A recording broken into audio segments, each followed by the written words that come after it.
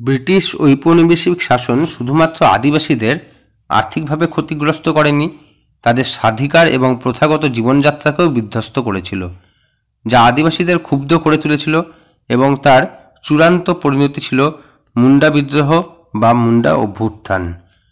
নৃতাত্ত্বিক দিক থেকে মুন্ডারা ছিল অস্ট্রিক জনগোষ্ঠীর মানুষ।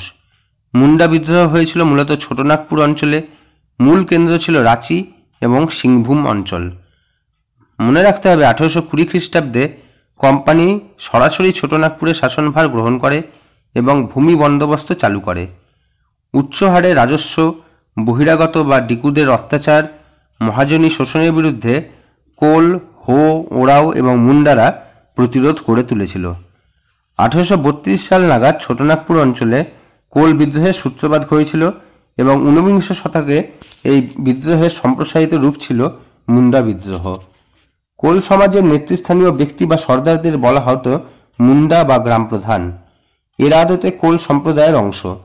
প্রথাগত নিয়ম অনুযায়ী কোলরা সকলে মিলে বন জঙ্গল কেটে ও পরিষ্কার করে চাষবাস উপযোগী করে তোলে। তাদের মালিক রাজাও নয়, জমিদারও নয়, মালিকানা ছিল যৌথ। এটি খুন্থকান্তি ব্যবস্থা নামে পরিচিত। বনের ফল, মূল, কাঠ, বেত প্রভৃতির অধিকার ছিল কোলদেরই। ঔপনিবেশিক শাসনে মুন্ডাদের খুন্থকান্তি ব্যবস্থার অবসান ঘটে। 1793 খ্রিস্টাব্দে চিরস্থায়ী ব্যবস্থার প্রবর্তন হলে আদিবাসী জমিদারেরা তাদের জমিদারিগুলো হস্তগত করে শিখ, মুসলিম এবং পাঞ্জাবি বহিরাগত জমিদারদের। অন্যদিকে ফসলের পরিবর্তে নগদে রাজস্ব দেওয়া বাধ্যতামূলক হওয়ায় ছোটনাগপুর অঞ্চলে বহিরাগত মহাজনদের প্রভাব বাড়তে থাকে। সামগ্রিকভাবে জমিদার ও মহাজনদের প্রভাব অনেক বেড়ে যায় এবং তাদের শোষণের বিরুদ্ধে মুন্ডা নেতারা প্রচারের অভিযান শুরু করে। ঔপনিবেশিক অরণ্য আইন প্রয়োগ করে অরণ্য এবং অরণ্যজাত দ্রব্যের ওপর আদিবাসীদের চিরচরিত অধিকার হরণ করা হয়। আদিবাসী মুন্ডারা অরণ্য থেকে বাঁশ, কাঠ, পাতা, মধু, ফুল, ফল এসব সংগ্রহ করত। এমনকি অরণ্যে পশু শিকার করত এবং পতিত জমিতে পশু চড়াত।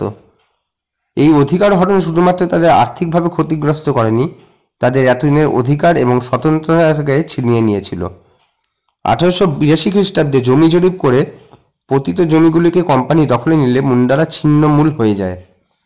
মুন্ডাদের বলপূর্বক জমিদার ও জোরদারদের বেগার শ্রম দিতে বাধ্য করা হতো। এমনকি কোম্পানি তার বাণিজ্যিক ফসল চাষ এবং অন্যান্য কাজে মুন্ডাদের সামান্য মজুরির বিনিময়ে বলপূর্বক কাজে নিয়োগ করত। তাদের জোর করে আসামে চা বাগানেও পাঠানো হতো। 1845 খ্রিস্টাব্দে বিভিন্ন মিশনারিরা মুন্ডা সমাজে খ্রিস্টান ধর্ম প্রচার করতে গেলে তীব্র প্রতিক্রিয়ার সৃষ্টি হয়েছিল। বিরসা মুন্ডা শুধুমাত্র মুন্ডা বিদ্রোহের নায়ক নন, তিনি সমগ্র আদিবাসী সমাজের কাছে এক কিংবদন্তি নেতা। ধরতি আবা বা ধরিত্রীর পুত্র বিরসা মুন্ডাদের কাছে হয়ে উঠেছিলেন সিংবোঙা বা সূর্য দেবতা এবং বিরসা ভগবান। তার ডাকেই সংগঠিত হয়েছিল মুন্ডা উলগুলান বা তুমুল আলোড়ন। বিরসা জন্মগ্রহণ করেছিলেন 1870 খ্রিস্টাব্দে রাঁচি জেলার অন্তর্গত বোহান্দা জঙ্গলের নিকট চালকাদ গ্রামে। বাবা সুগান মুন্ডা, মা কার্মির চতুর্থ সন্তান ছিলেন বিরসা মুন্ডা। বিরসা ছোটবেলা কেটেছিল বনে বাজারে ঘুরে বেরিয়ে, পশুপালন করে আর বাঁশি বাজিয়ে। লোকমুখে ছোটবেলা থেকে কোল ও মুন্ডা সর্দারদের বীরত্বের কাহিনী ও অতীতের সুখের গৌরবের দিনগুলোর কথা শুনে ছোট্ট বিরসা চঞ্চল হয়ে উঠত। একদিকে দারিদ্র্য, অন্যদিকে মিশনারি প্রভাবে সুগান মুন্ডা তার 12 বছরের পুত্র বিরসাকে স্থানীয় জার্মান মিশনারি স্কুলে ভর্তি করে দেন। পরে এক ক্যাথলিক গির্জা স্কুলে ভর্তি হন বিরসা। বিরসার মনে একদিকে আদিবাসী সংস্কৃতি, অন্যদিকে মিশনারি ধর্ম ও শিক্ষার পারস্পরিক বিরোধিতার টানাপোড়েন চলছিল। এই সময় তিনি বৈষ্ণব গুরু আনন্দ পাড়ের দ্বারা প্রভাবিত হয়েছিলেন। অবশেষে সমস্ত দ্বিধাদ্বন্দ্বের অবসান ঘটিয়ে বিরসা আদিবাসী ঐতিহ্য ও বিশ্বাসের উপর ভর করে নিজেকে সিংবোঙার অবতার হিসেবে তুলে ধরেছিলেন। তিনি আদিবাসীদের উৎসাহিত করেছিলেন সরনা ধর্মের পালন করার জন্য। বিরসার অসাধারণ ব্যক্তিত্ব, সাহস, নতুন ধর্মীয় ভাবাবেগ এবং সম্মোহনী ক্ষমতা মুন্ডা সমাজকে আলোড়িত করেছিল। তিনি মুন্ডা সমাজের সংস্কারের জন্য কিছু নির্দেশিকাও চালু করেছিলেন। যেমন বলা হয়েছিল, মুন্ডাদের মদ্যপান পরিত্যাগ করতে হবে, সুন্দর এবং নির্মল গ্রাম ও চরিত্র গঠন করতে হবে, সর্বপ্রকার কুসংস্কার ত্যাগ করতে হবে, ব্রাহ্মণদের মতো গলায় পবিত্র সূত্র ধারণ করতে হবে। বিরসা আসলে একই সঙ্গে মিশনারি ও পুরোহিত শ্রেণীর প্রভাব খর্ব করতে চেয়েছিলেন। তার অনুসারীরা তার বাণী গ্রামে গ্রামে প্রচার করতেন। একই সাথে বেগার ফাটা নিষিদ্ধ ঘোষণা করা হয়।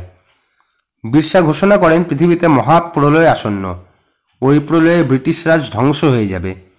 বিরসা এক জমায়েতে প্রচার করেন ব্রিটিশ সরকারের উচ্ছেদের মধ্যে দিয়ে মুন্ডা রাজ প্রতিষ্ঠা করাই তাদের একমাত্র উদ্দেশ্য।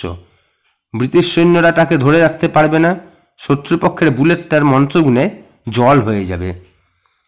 1875 খ্রিস্টাব্দে 27 আগস্ট মহাপ্রলয়ের দিন ঘোষিত হয়। জমিদার মহাজনরা আতঙ্কিত হয়ে পড়ে আসন্ন মুন্ডারাজের কথা ভেবে।